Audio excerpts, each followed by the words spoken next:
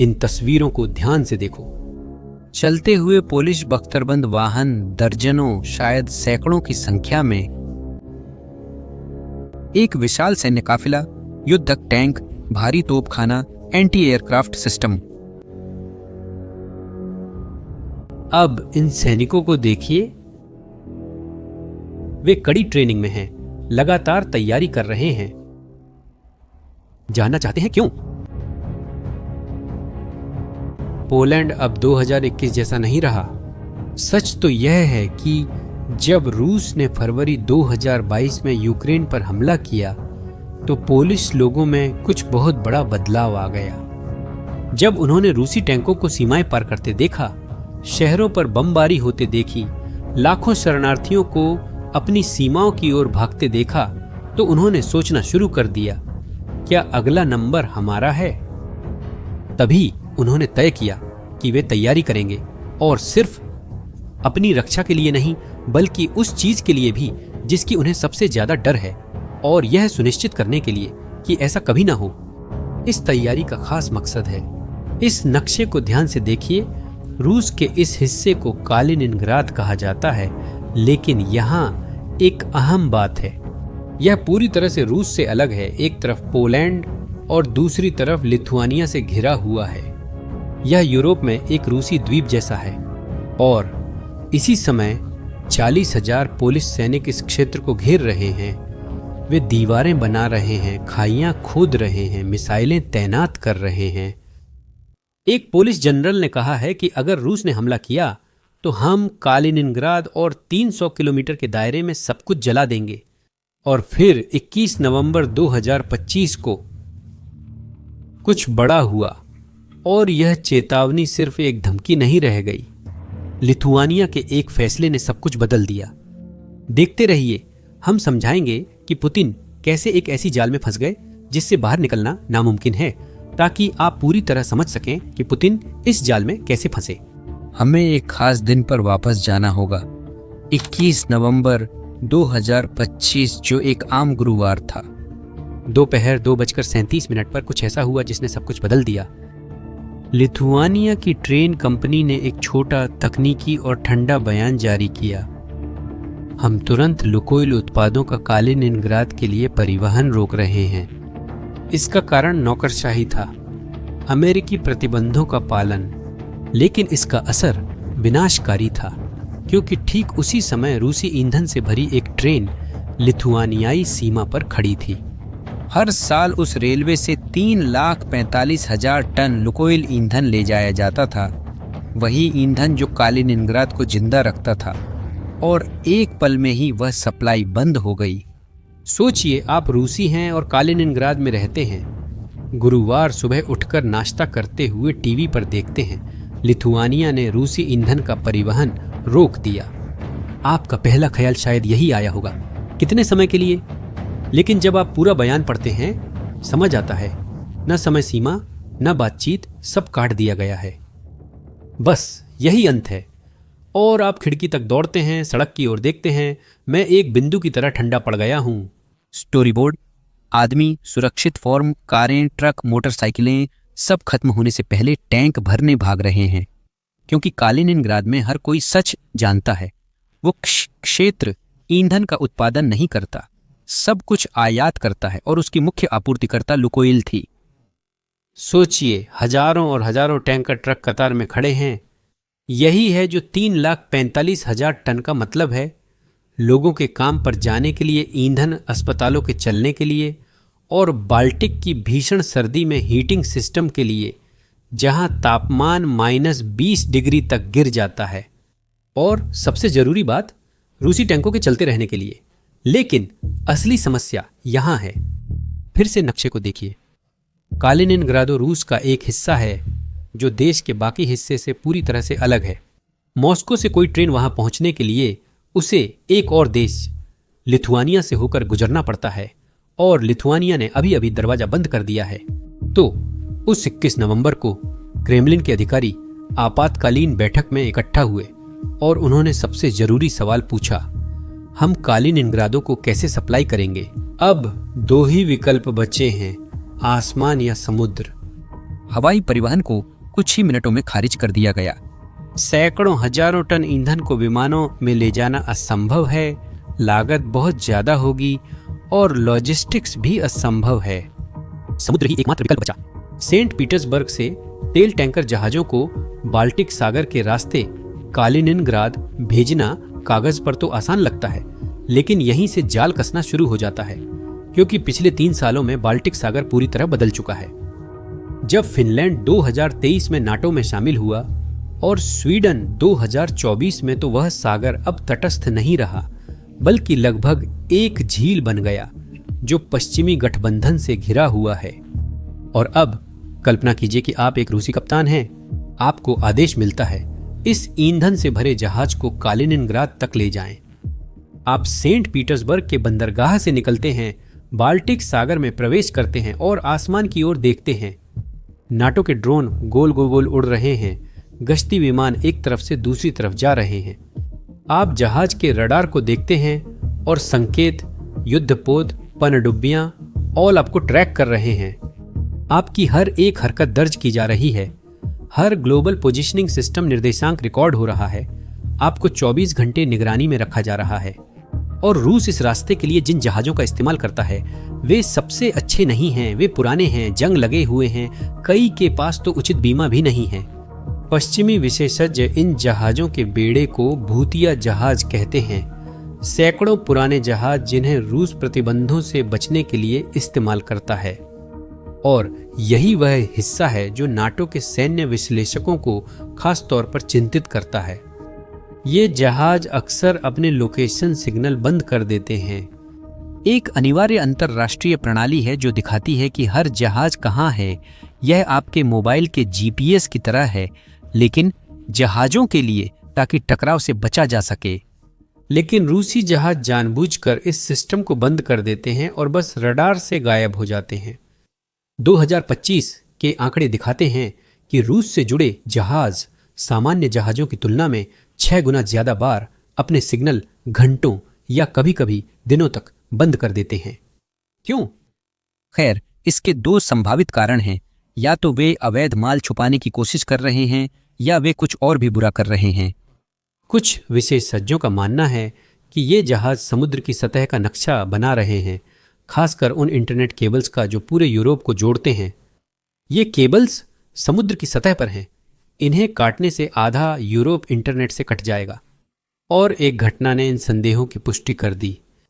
दिसंबर 2024 में एक रूसी जहाज जिसका नाम ईगल एस था, उसे कुछ अजीब करते हुए पकड़ा गया। वह बाल्टिक सागर के एक खास इलाके में धीरे धीरे चल रहा था और अचानक फिनलैंड और एस्टोनिया के बीच समुद्र के नीचे बिछी संचार केबलें क्षतिग्रस्त हो गईं। जांचकर्ताओं ने घसीटने के निशान पाए, जैसे कि कुछ भारी चीज को जानबूझकर केबलों के ऊपर घसीटा गया हो। जहाज का लंगर। संयोग है, देखो, कोई भी इस पर विश्वास नहीं करता। तो अब पुतिन की स्थिति यही है। पुतिन को आपूर्ति का अब सिर्फ एक रास्ता है। कालिनिनग्राद एक ऐसे समुद्र से होकर गुजरता है जिस पर नाटो लगातार निगरानी रखता है। जहाजों का पता लगाया जाता है, उनकी तस्वीरें ली जाती हैं, उनका पीछा किया जाता है। शांति के समय में भी यह एक बड़ा लॉजिस्टिक दुस्वप्न है, और युद्ध के समय में तो यह आत्महत्या जैसा होगा। ये जहाज आसान निशाने बन जाएंगे। लेकिन समुद्री नाकाबंदी तो जाल का सिर्फ पहला घेरा है। दूसरा घेरा तो सीमा पर मीटर दर मीटर शारीरिक रूप से बनाया जा रहा है। पोलैंड सिर्फ धमकी नहीं दे रहा है, वह कार्रवाई भी कर रहा है। इस परियोजना ईस्टर्न शील्ड को शीत युद्ध के बाद यूरोप का सबसे बड़ा सैन्य निर्माण कहा गया है। पोलिश सरकार इसमें $2.5 अरब का निवेश कर रही है। और वे क्या बना रहे हैं? कल्पना कीजिए एक रक्षा पंक्ति की जो 400 किलोमीटर से भी ज्यादा लंबी है, उत्तर से दक्षिण तक फैली हुई है, जो पूरी सीमा को कालिनिनग्राद और बेलारूस के साथ कवर करती है। यह कोई साधारण बाड़ नहीं है, यह एक बहुस्तरीय रक्षा प्रणाली है जिसे एक चीज के लिए डिजाइन किया गया है, एक सेना को रोकने के लिए। पहली परत है भौतिक बाधाएं, ऐसी गहरी एंटी टैंक खाइयां जो किसी भी बख्तरबंद वाहन को रोक सकें। विशाल कंक्रीट के ब्लॉक जिन्हें ड्रैगन के दांत कहा जाता है, जो टैंकों की चेन को नष्ट कर देते हैं, और बारूदी सुरंगों के खेत जो हल्के से छूने पर भी फट जाते हैं। दूसरी परत है पूरी निगरानी, टावरों पर थर्मल कैमरे जो अंधेरे में भी देख सकते हैं, सिस्मिक सेंसर जो जमीन में हलचल को पकड़ लेते हैं, और ड्रोन जो 24 घंटे हफ्ते के 7 दिन उड़ते रहते हैं। और तीसरी परत घातक है, कंक्रीट की दीवारों के पीछे छुपी तोपों की पोजीशन, पेड़ों में छुपे मिसाइल लॉन्चर प्लेटफॉर्म और मशीन गनों के ऐसे ठिकाने जहां से निशाना बिल्कुल सटीक लगता है। नवंबर 2024 की सैटेलाइट तस्वीरें दिखाती हैं कि यह निर्माण असली समय में हो रहा है। विशाल खुदाई मशीनें जमीन खोद रही हैं, ट्रक टनों कंक्रीट डाल रहे हैं और क्रेनें लोहे की संरचनाएं खड़ी कर रही हैं। यह मॉस्को के सामने बनाया जा रहा एक आधुनिक किला है जो सिर्फ कंक्रीट और तार नहीं है। पोलैंड ने इस सीमा पर 40,000 सैनिक तैनात किए हैं, 40,000 हथियारबंद जवान और भी बहुत कुछ है। यहीं पर मामला वाकई डरावना हो जाता है। पोलैंड ने 800 लंबी दूरी की मिसाइलें खरीदी हैं, जिनमें कुछ 900 किमी तक जा सकती हैं। पता है क्या बचता है? पोलैंड की सीमा से 900 किलोमीटर दूर सेंट पीटर्सबर्ग है, जो रूस का दूसरा सबसे बड़ा शहर है। वहाँ 5 मिलियन लोग रहते हैं और एक पुलिस जनरल हाचमुंड अंद्रेचाक टेलीविजन पर गए और यह बात खुलेआम कही, हमारे पास सीधे सेंट पीटर्सबर्ग पर हमला करने की क्षमता है और रूस को यह जानना चाहिए। यह कोई अटकल या संभावना नहीं, सीधी धमकी थी, लेकिन यह अभी भी सिर्फ तैयारी और रोकथाम थी, जब तक कि एक पुलिस जनरल ने कुछ कहकर सब कुछ बदल न दिया। जारोस्लाव ग्रोमार्जिंस्की यूरोकॉर्प के एक पूर्व कमांडर, उन्होंने पोलिश टेलीविजन को एक इंटरव्यू दिया और जब पत्रकार ने पूछा कि अगर रूस हमला करता है तो क्या होगा, तो ग्रोमार्जिंस्की ने बिल्कुल भी हिचकिचाहट नहीं दिखाई। उन्होंने चेतावनी दी, अगर जरूरत पड़ी तो हम कालिनिनग्राद को जला देंगे। स्टूडियो में सन्नाटा छा गया और फिर उन्होंने आगे कहा, हम 300 किलोमीटर के दायरे में सब कुछ जला देंगे और अगर मजबूर हुए तो 900 किलोमीटर तक सब कुछ जला देंगे। 300 किलोमीटर की दूरी पूरी कालिनिनग्राद को कवर करती है।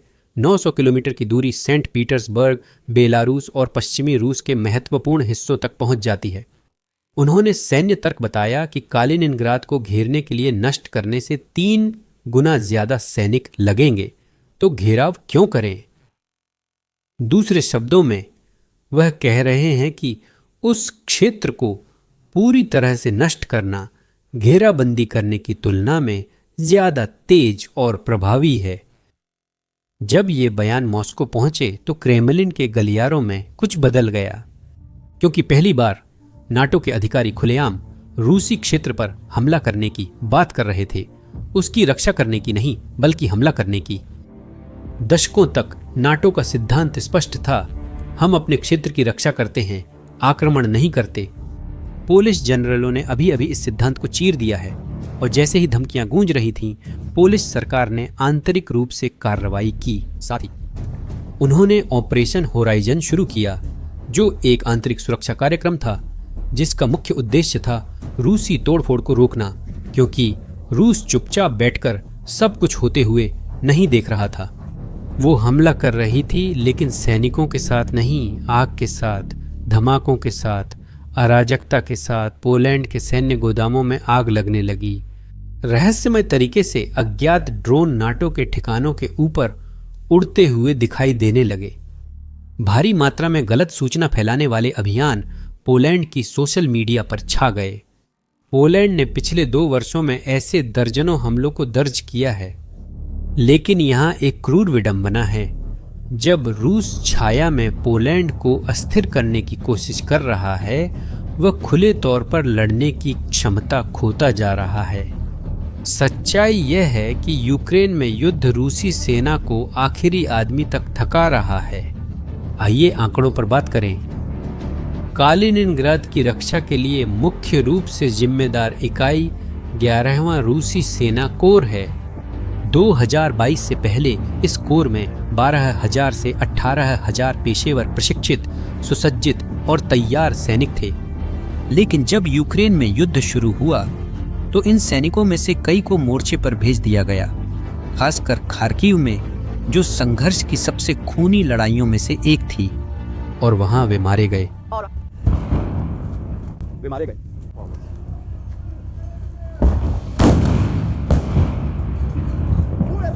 और वे मर गए। सैन्य विशेषज्ञों का अनुमान है कि रूस ने यूक्रेन में सैकड़ों हजार सैनिक खो दिए हैं, घायल नहीं बल्कि मारे गए। रूसी सेना आधिकारिक तौर पर अब बढ़ गई है, अब कागजों पर 1.5 मिलियन पुरुष हैं। लेकिन ये नए सैनिक कौन हैं? इनमें से कुछ 18 साल के जबरन भर्ती किए गए लोग हैं जिनको उचित प्रशिक्षण नहीं मिला है, 40 और 50 साल के रिजर्विस्ट जिन्हें फिर से सेवा में बुला लिया गया है, दंड कॉलोनियों से भर्ती किए गए कैदी हैं जिन्हें आजादी का वादा किया गया है। और उपकरणों की हालत ठीक है। सैटेलाइट तस्वीरों में रूसी सैन्य गोदामों में पुराने जंग लगे टैंक खोलकर अलग करते दिख रहे हैं। कारण सीधा है, उनके पास स्पेयर पार्ट्स नहीं हैं, इसीलिए वे कुछ टैंकों के हिस्से निकालकर दूसरों को चालू रखते हैं। और इसका मतलब है एक ही बात, कलिनिंग्रादो के लिए वहां तैनात 20 से 30 हजार रूसी सैनिक अब शायद ऑफेंसिव ऑपरेशंस नहीं कर सकते। वे कुछ समय अपनी रक्षा कर सकते हैं, बंकर से गोली चला सकते हैं, मिसाइलें दाग सकते हैं, लेकिन पोलिश किलेबंदी दीवार पार करना और पोलैंड पर हमला करना सामरिक आत्महत्या होगी। और पुतिन यह जानते हैं। वह क्रेमलिन में नक्शे को देख रहे हैं और देख रहे हैं कि कैसे जाल कालिनिनग्राद के चारों ओर बंद हो रहा है। ईंधन काट दिया गया है, समुद्र की निगरानी की जा रही है, सीमा को किलेबंद कर दिया गया है। उसकी सेना यूक्रेन में खून बहा रही है और पोलैंड के जनरल टीवी पर आकर पूरी एक क्षेत्र को जलाने की धमकी दे रहे हैं। पुतिन के पास अब 3 विकल्प हैं। पहला है कालिनिनग्राद छोड़ना, सैनिक और नागरिक वापस बुलाकर क्षेत्र सौंप देना। लेकिन यह एक अपमान होगा, कम से कम रूस के अंदर तो इसे कमजोरी के रूप में देखा जाएगा। पुतिन शायद राजनीतिक रूप से इससे बच नहीं पाएंगे। विकल्प 2, पोलैंड पर हमला कर ताकत से घेरा तोड़ने और सुवाल्की कॉरिडोर से आक्रमण कर कालिनिनग्राद को बेलारूस से फिर जोड़ने की कोशिश। लेकिन इससे तुरंत ही नाटो का अनुच्छेद 5 सक्रिय हो जाता है, जो सामूहिक रक्षा की शर्त है। एक देश पर हमला होने का मतलब है कि सभी 32 देश युद्ध में शामिल हो जाते हैं। संयुक्त राज्य America, United kingdom, France, Germany सभी रूस के खिलाफ। पोलैंड के जनरलों की चेतावनी के अनुसार यह युद्ध कालिनिनग्राद के कुछ ही मिनटों में नष्ट होने से शुरू होगा। विकल्प 3 सबसे बुरा है परमाणु हथियारों का इस्तेमाल। कम लोग जानते हैं, पर कालिनिनग्राद में स्कैंडर मिसाइलें तैनात हैं जो परमाणु वारहेड ले जा सकती हैं और 500 किलोमीटर तक मार कर सकती हैं। वार्सो इसकी पहुंच में है, बर्लिन भी। पुतिन लाल बटन दबा सकते हैं, पोलैंड की जमीन पर एक परमाणु मिसाइल चेतावनी के तौर पर दाग सकते हैं। लेकिन अगर वो ऐसा करते हैं तो उसके बाद क्या होगा? नाटो की प्रतिक्रिया शायद प्रलयकारी होगी। इसमें शायद जवाबी परमाणु हमले भी शामिल होंगे। तो पुतिन शायद क्रेमलिन में बैठे हैं, इन तीनों विकल्पों को देख रहे हैं और समझ रहे हैं कि कोई आसान रास्ता नहीं है। कालिनिनग्राद वही बन गया है जो पोलैंड वाले चाहते थे, एक जाल, एक इलाका जिसे रूस ठीक से बचा नहीं सकता, एक रणनीतिक संपत्ति जो दशकों में पहली बार जानलेवा बोझ बन गई है। बाल्टिक में रक्षात्मक स्थिति में नाटो नहीं बल्कि मॉस्को है। अब बड़ा सवाल यह नहीं है कि पोलैंड के पास हमला करने की ताकत है या नहीं, सवाल यह है कि पुतिन इस जाल से बचने के लिए क्या करेंगे, और आज तक किसी को इसका जवाब नहीं पता। अब मैं आपकी राय जानना चाहता हूं। क्या आपको लगता है कि अगर रूस ने युद्ध शुरू किया तो पोलैंड वाकई कालिनिनग्राद पर हमला करेगा, या यह सिर्फ पुतिन को दूर रखने के लिए डराने की रणनीति है? अपना जवाब कमेंट्स में दें। और अगर आप सैन्य संघर्षों और वैश्विक भू राजनीति पर विश्लेषण देखना जारी रखना चाहते हैं तो चैनल को सब्सक्राइब करें और बेल आइकन दबाएं। अगले वीडियो तक मिलते हैं।